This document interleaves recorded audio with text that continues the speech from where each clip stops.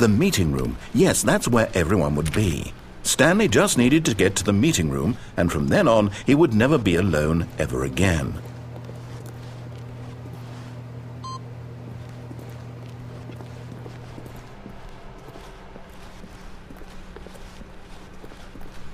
When Stanley came to a set of 2 open doors, he entered the door on his left.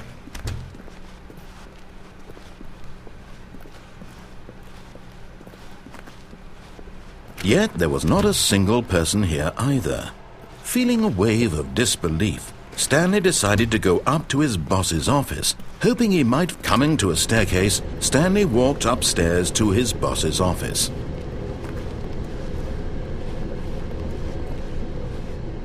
But Stanley just couldn't do it. He considered the possibility of facing his boss. Admitting he had left his post during work hours, he might be fired for that. And in such a competitive economy, why had he taken that risk? All because he believed everyone had vanished? His boss would think he was crazy. And then something occurred to Stanley. Maybe, he thought to himself, maybe I am crazy. All of my co-workers blinking mysteriously out of existence in a single moment for no reason at all? None of it made any logical sense. And as Stanley pondered this, he began to make other strange observations. For example, why couldn't he see his feet when he looked down? Why did doors close automatically behind him wherever he went? And for that matter, these rooms were starting to look pretty familiar. Were they simply repeating? No, Stanley said to himself, this is all too strange. This can't be real. And at last, he came to the conclusion that had been on the tip of his tongue. He just hadn't found the words for it. I'm dreaming, he yelled. This is all a dream. Oh, what a relief Stanley felt to have finally found an answer, an explanation. His co-workers weren't actually gone.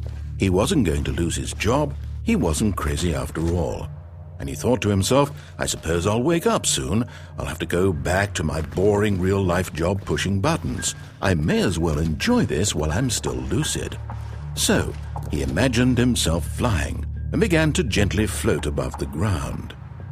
Then he imagined himself soaring through space on a magical starfield, and it too appeared. It was so much fun, and Stanley marveled that he had still not woken up.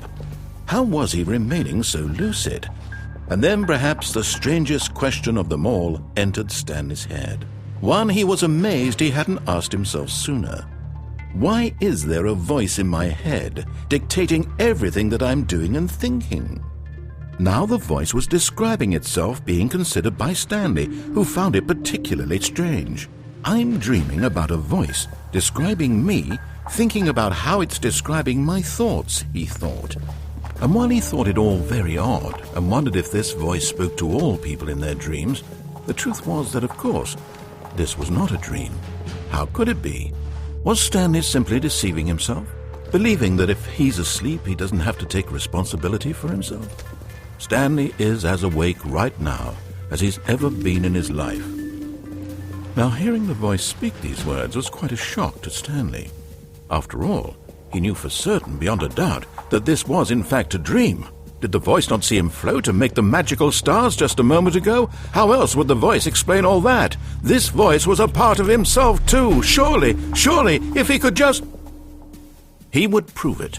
He would prove that he was in control, that this was a dream. So he closed his eyes gently, and he invited himself to wake up. He felt the cool weight of the blanket on his skin, the press of the mattress on his back, the fresh air of a world outside this one. Let me wake up, he thought to himself. I'm through with this dream. I wish it to be over. Let me go back to my job. Let me continue pushing the buttons. Please, it's all I want. I want my apartment and my wife and my job. All I want is my life exactly the way it's always been. My life is normal. I am normal. Everything will be fine. I am okay.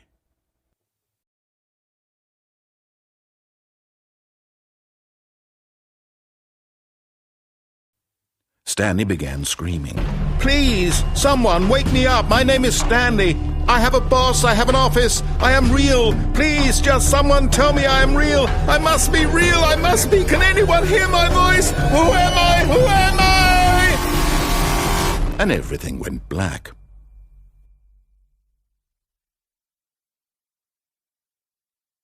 This is the story of a woman named Mariella.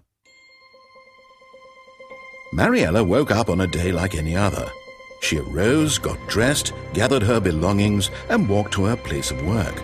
But on this particular day, her walk was interrupted by the body of a man who had stumbled through town talking and screaming to himself, and then collapsed dead on the sidewalk.